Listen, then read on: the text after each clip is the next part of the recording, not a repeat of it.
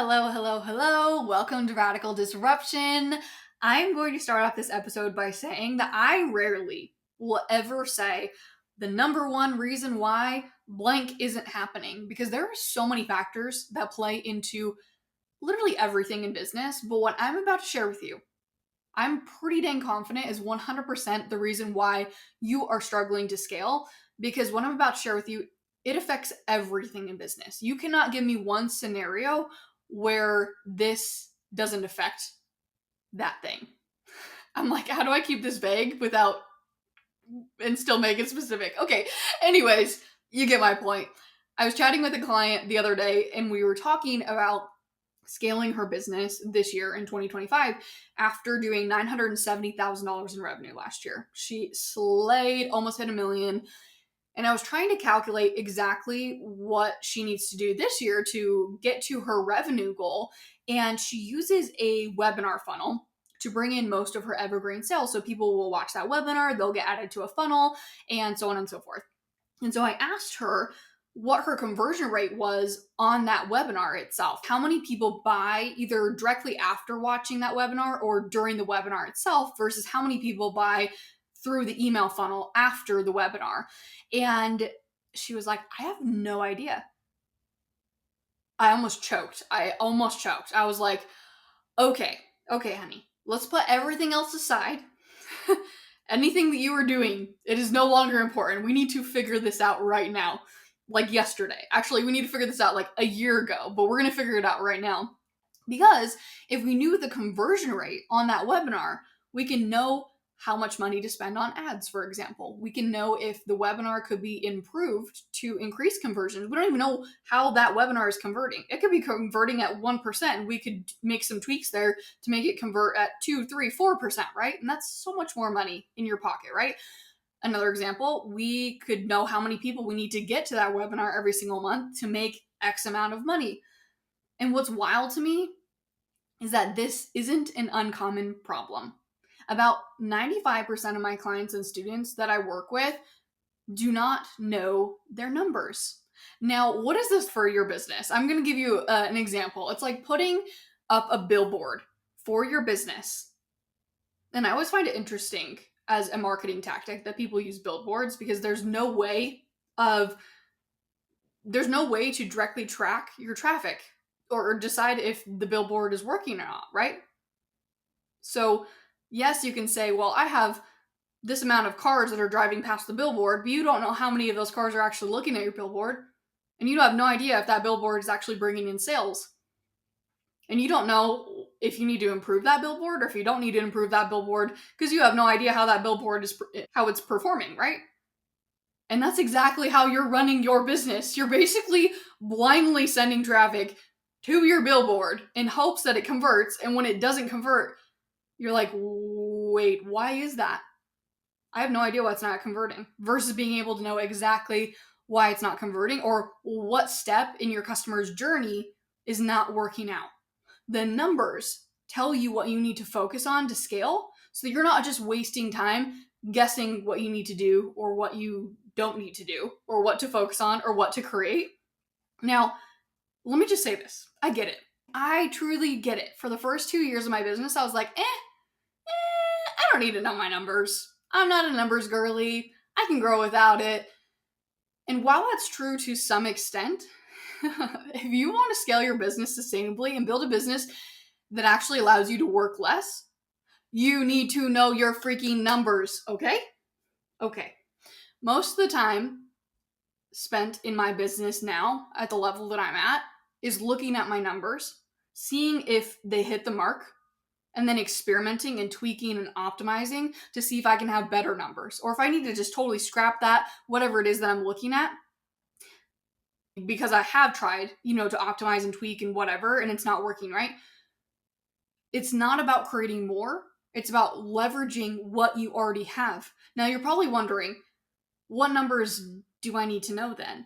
Let me share with you the top ones that you should be tracking, but truthfully, ultimately, it comes down to the types of offers that you're selling, your goals, and also where you're marketing and selling your offers. So, first one is traffic to an offer versus conversion. So how many eyes are you getting on your offer each month versus how many of those eyes are turning into customers. And this is not just eyes on your website or eyes on your Instagram account. These are eyes on your actual offer, and even better, the checkout page for that offer. So what is your checkout page conversion or your sales page conversion rate?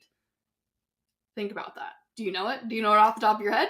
You should. You will now after this podcast episode. Another number that you need to know is your opt-in form conversions. So how many people have seen or viewed your opt-in form? And we're talking about freebies here, lead magnets, versus how many people opted in.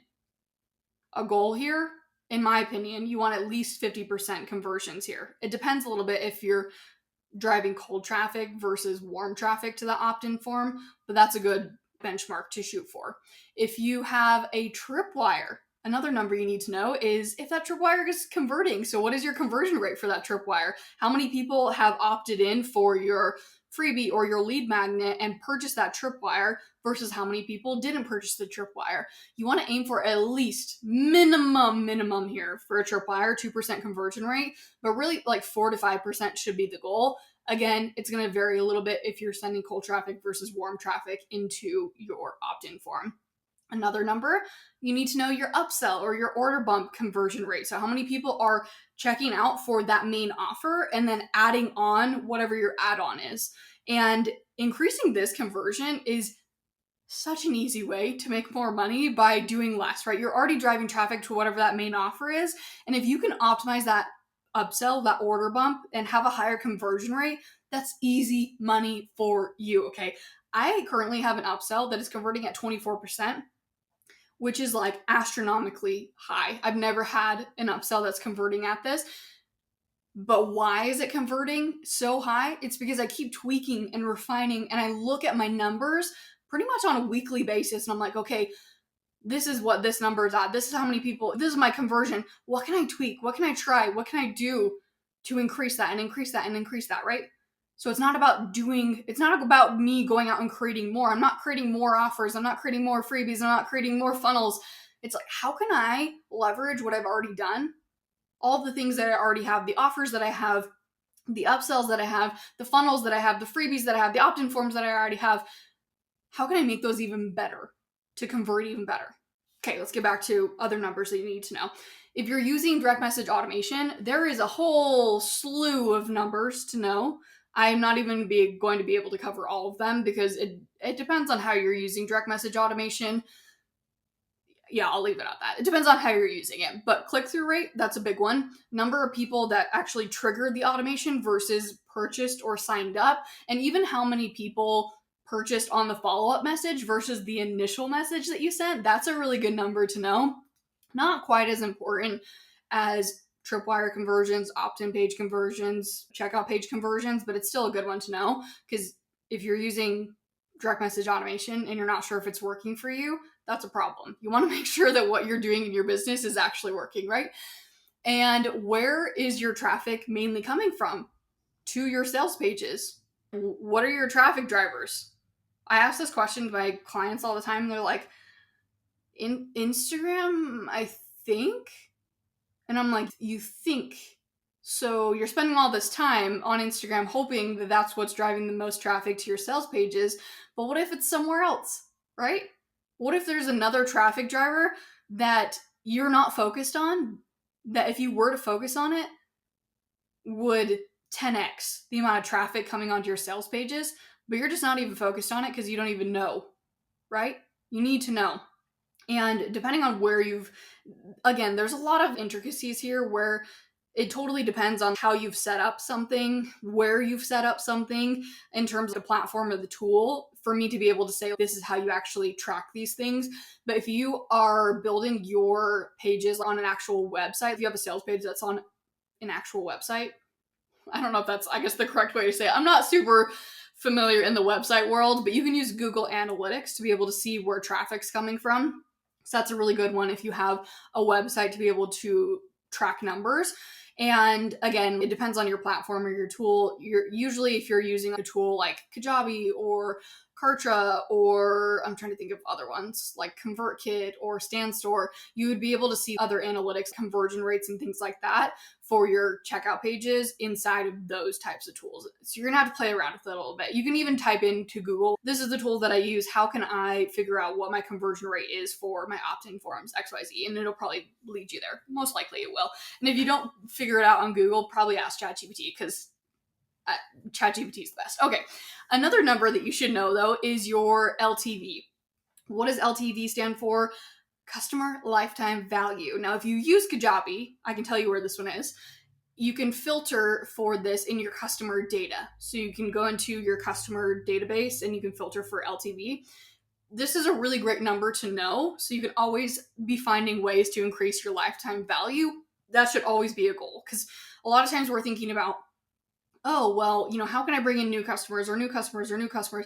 That's great. But also, what about the customers that you already have? And how can you increase basically the amount of money that they're spending in your business? How can you create repeat customers is basically what the question is there. Really great number to know. Not a super important one that you need to be tracking on a weekly basis by any means. I would say LTV. I look at it on a month-to-month basis. Sometimes I would say probably more on a quarterly basis is when I'm looking at LTV, but just good one to know. If you have a funnel, now we're talking about specifically email funnels, you now need to know numbers through that email funnel. So what are your open rates on those emails? What are your click rates? What are your purchase rates? So again, how many people are opening those emails versus actually purchasing something? And you also need to know at what point in that funnel are people purchasing, or are they not purchasing? Where's the drop off, or where's, the point where that funnel is converting really high? Can we make it convert earlier? Can we make it convert high? So many things to know. Okay, guys? Okay. You need to know your numbers. That's all I'm going to say there. Now, the more systems and the more funnels that you have and the more areas of marketing and different avenues and different things like that, the more numbers that you're going to have to track. So just start with what you have. Look at those numbers first. Google Sheets and a CRM platform, for example, I use ClickUp. Those are really great places to track these metrics so you can start to see trends month over month. And that's really important too. We're not just going to look at that number one time and be like, okay, that number is great, that's great, right? No, we want to look at those numbers month over month, because that's going to be able to help us to understand where our money's coming in, where are the conversions happening, where are they not happening, why did my business make only $5,000 this month when last month it was making $10,000? Okay, well, I'm going to go back to this spreadsheet and I'm going to look at these numbers here, okay? The last thing that I want to say here is just to really reiterate how your numbers can tell you exactly what you need to do to scale. And also, while you're struggling to scale, you might realize by looking at your numbers that you have a really great conversion rate on your funnels, for example, but you're not getting enough traffic because you you decided to track your traffic after listening to this episode, and you're like, I'm getting really great conversions, and if I could double this traffic, I would actually be making the amount of money that I want to make. Okay, well, let's focus on traffic, and you need to know what your current traffic is versus your traffic goal, and then be able to track those things, right? Or maybe you're looking at your numbers and you're looking at your opt-in form for a freebie / lead magnet, whatever title you want to use there, and you're realizing you have a really low conversion rate there. Maybe it's only converting at like 10%. Okay, hello, let's tweak some things here. Let's tweak the copy on the opt-in to see if that helps, or maybe even the color or the wording of it, the messaging of it, maybe even the title of whatever that freebie is. We're going to tweak those things to see if we can get that to convert at a higher rate. And again, you're going to start making these tweaks. And when I say tweaks, I don't mean every single day I'm in there tweaking things. You're going to have to tweak it. You're going to have to let it sit. You're going to have to let it marinate, right? We need people to go through that to be able to see if it's going to increase conversions or not. And then you're going to be able to say, a month or even 2 months later, depending on how much traffic you have going through this, in this example specifically, we're talking about an opt-in form, how many people are going through that opt-in form to be able to see, is this working? Is this not working? Are there more tweaks that I can make? Or is this something that I just totally need to scrap, right? Another example, maybe you have a really high click-through rate on your automation, and a lot of people are making it to your sales page from your direct message automation, but you have hardly any sales, or maybe you don't even have any sales at all. Well, you need to look at your sales page and you need to know the amount of traffic that's making it to your sales page versus the number of sales, again, your sales page conversion rate, to be able to understand if your sales page needs to be tweaked. And I can't remember off the top of my head. I should have wrote this down. I want to say that the average conversion rate for a sales page is right at 2 to 4%. I'm pretty sure. Don't quote me on that. Just Google it. Yeah, that's a better option. Just Google it and it'll tell you what the average conversion rate is there that you want to shoot for. Again, I'm like so worked up here, okay? I'm so excited because this is going to change everything for you. The numbers tell you what to do and where to go next, not the other way around. You don't say, hey, I'm going to do this and then I'm going to look at the numbers. No. You're going to see what the numbers tell you. You're going to look at your freebie and you're going to say, this is going really well.